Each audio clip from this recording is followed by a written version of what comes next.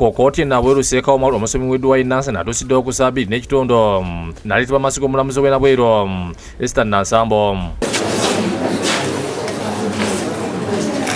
Asika omusomero omusawo gw'obutalabirira mwana Jonathan Mulungi gwe yazaala mu Nagadde Awitini Kyokanga wono amwegaanye.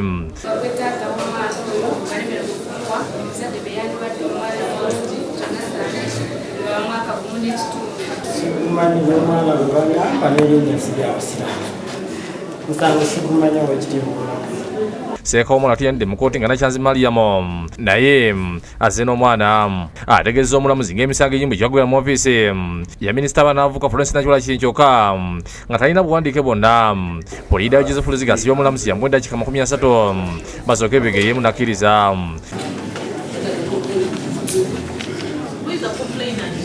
Oluvannyuma amusomeddwa omusawo gw'obufere nga yajja ensibye obukadde 16 ku Thomas Shakiri n'amusuubiza okuzikusaamu emirundi 2 zifuuka obukadde 32.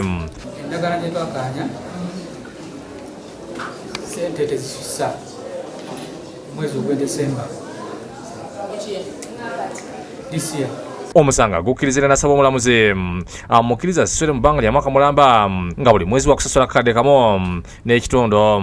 Kkooti ewumuddemu okumala essaawa 4 oluvannyuma n'eddamu era Puliida Luzige asabye omulamuzi akkiriza omuntu weeyimirwe kuba abadde ku musango gwa byamaka.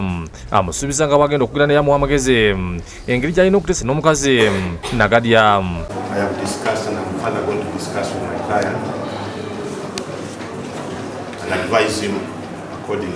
Ku musawo guno akkiriziddwa okweyimirira ku nsimbi emitwalo 6 ez'obuliwo n'okweyanjuliranga mu kkooti buli bbanga lya wiiki 2 nga n'abamuyimiridde ababiri balagiddwa okusasula ensimbi obukadde 5 nga si za buliwo.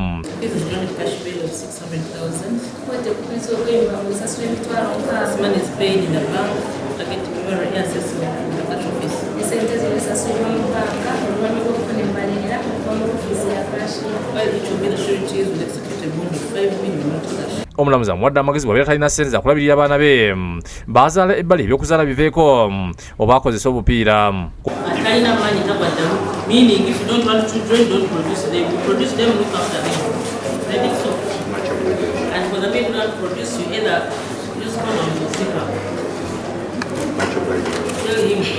Omusango gw'obufere omulamuzi aganya okugala emisango gyombi okutuusa ng'atuukiriza obuyamo obw'okusasula ssente.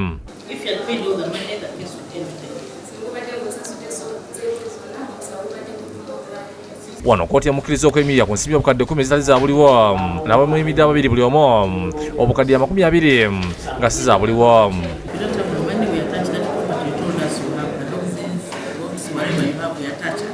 Puliida Luziga ategeeza ng'omuntu we bw'alina entalo z'amavuga mu bya bizinesi yokka n'ategeeza nga bye bajja okuwangula.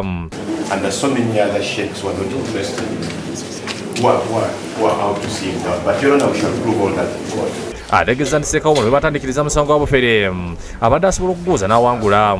Kizza Wire yakusakidde eggulu eno ku lwa Bukedde TV.